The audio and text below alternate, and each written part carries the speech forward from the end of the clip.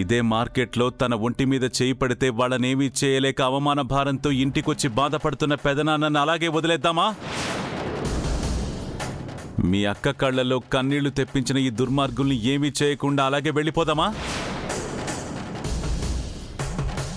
నేను వాళ్ళకి బుద్ధి చెప్పడం పెద్ద కష్టమైన పనేం కాదు. కాకపోతే ఆడపిల్లని ఏడిపించినందుకు ఒక ఆడపిల్లగా నువ్వే వాళ్ళకి బుద్ధి చెప్తే ఇంకోసారి ఏ ఆడపిల్ల జోలికి వెళ్లకుండా ఉంటారు.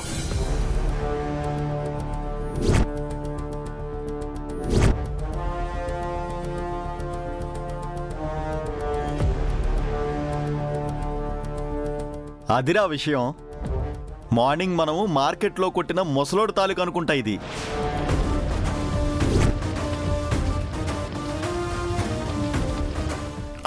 ఏంటమ్మా మమ్మల్ని కొట్టడానికి వచ్చావా? పొద్దున్నది మిస్ అయిపోయిందని ఫీల్ అయ్యాం. నువ్వు కూడా బానే ఉన్నావు, నిన్ను మిస్ చేయలేం.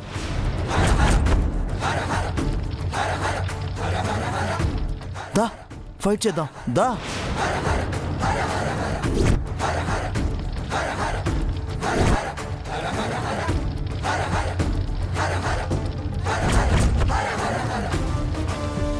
బా వాళ్ళ సంగతి సెల్లి చూసుకుంటలేగా, నువ్వు రిలాక్స్గా టీ తాగు. కొడతావా?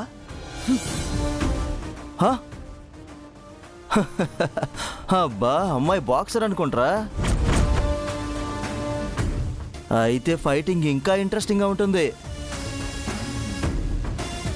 అమ్మాయిలు సుకుమారంగా చేతులతో మసాజ్ చేయాలమ్మా, బాక్సింగ్ కాదు. ఎంకలా సూత పెట్టే సెల్లే, ఒకే ఒక గుద్దు మేలాడిపోలేస్. కొడతావా? కొడతావా? కొట్టు, దా కొట్టు, దా కొట్టు కొట్టు కొట్టు కొట్టు.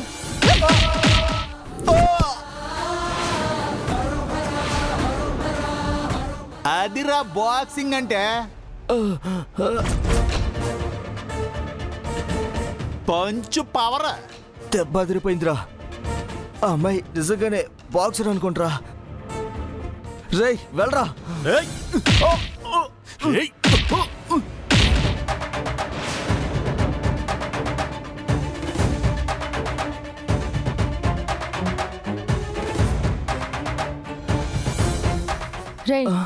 నువ్వేనా నువ్వేనా మా పెద్దోరి మీద చేయి చేసుకుంది?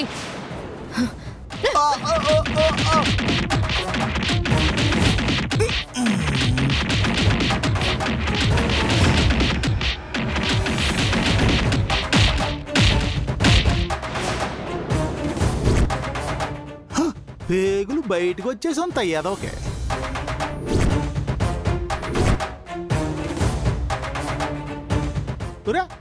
రౌండ్ అప్ చేసి అలా మా సెల్లిని కన్ఫ్యూజింగ్ చేసేస్తారేట్రా బావా. ఇక లాభేయట్లేదు, నువ్వు రంగంలో దిగాల్సిందే. ఇలా అందరూ ఒకేసారి రౌండప్ చేసి కన్ఫ్యూజ్ చేసినప్పుడు ఏం చేయాలో మీ చెల్లికి బాగా తెలుసు రంగా. రైట్ సైడ్ ఓడికి డొక్కలో ఒక్కటిస్తే ఈలోపు లెఫ్ట్ సైడ్ ఓడొస్తాడు, వాడికి ఒక పంచిస్తే ఇద్దరు గుద్దుకుంటారు. ఈలోపు ఫ్రంట్ ఉన్నోడికి మోచేత్తో ఒక పంచు, బ్యాక్ ఉన్నోడికి లెగ్తో ఒక కిక్కిస్తే కేల్ ఖతం.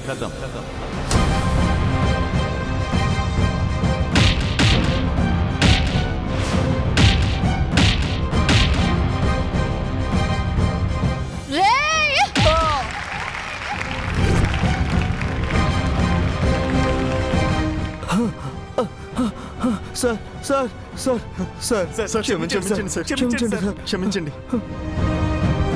మా వాళ్ళు కాదు సార్, బుద్ధి తక్కువ అయ్యి మీ ఆడవాళ్ళ జోలికి వచ్చాం. మా దగ్గర ఓపిక లేదు సార్, మమ్మల్ని వదిలేండి సార్. మీరు సారీ చెప్పాల్సింది నాకు కాదు, పదండ్రా.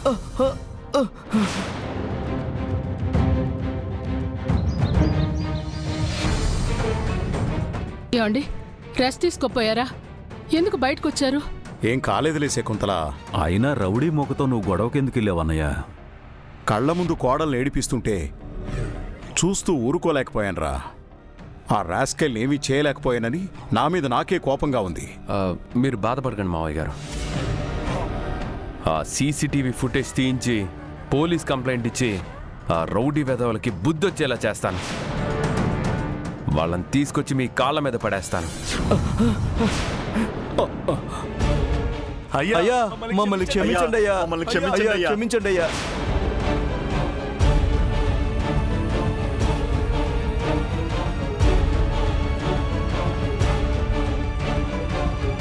పెద్దవారిని కూడా చూడకుండా మీ మీద చేయి చేసుకున్నావు, తప్పు అయిపోయిందయ్యా.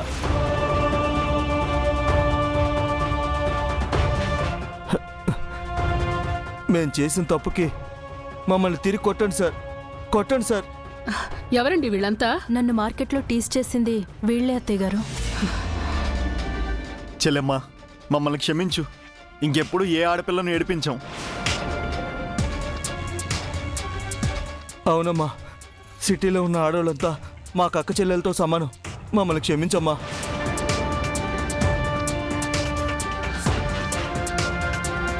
సడన్ గా మీలో ఇంత మార్పేంటి? నాన్న చెప్తాను పెద్దమాయా, ఇదంతా మా సెల్లులు బావ చేసిన పరివర్తన కార్యక్రమం పెద్దమాయా.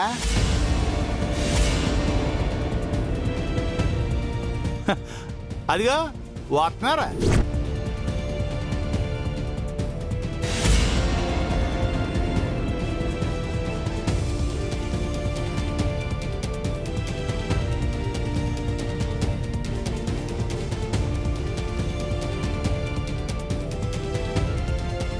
అన్నయ్య ట్రీట్మెంట్ అంటూ బయలుదేరినప్పుడే నాకు అర్థమైంది, వీళ్ళకి ట్రీట్మెంట్ బాగా గట్టిగానే జరిగినట్టుంది. ఆ ఏళ్లలో పరివర్తన తీసుకురావడానికి జ్ఞానబోధ చేసింది మా చెల్లి, ఎంకరేజింగ్ చేసింది మా బావ.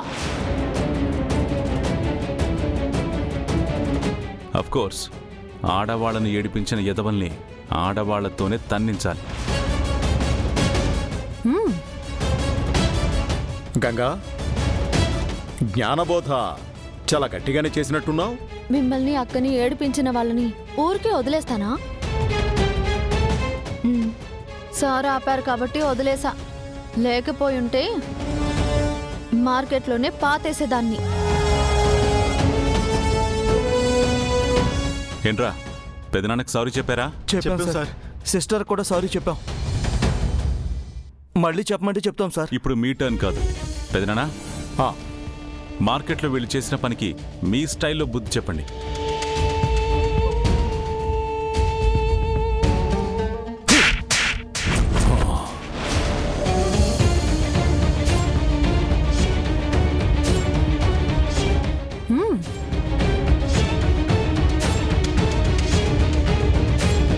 ఇచ్చేశాను రుద్ర, ఎక్కడదక్కడ ఇచ్చేసుకోవాలి. ఇంకోసారి ఏ ఆడపిల్ల జోలికైనా వెళ్తారా? ఇంతలా బుద్ధి చెప్పాక కూడా మళ్ళీ అలా తప్పు చేస్తామా సార్?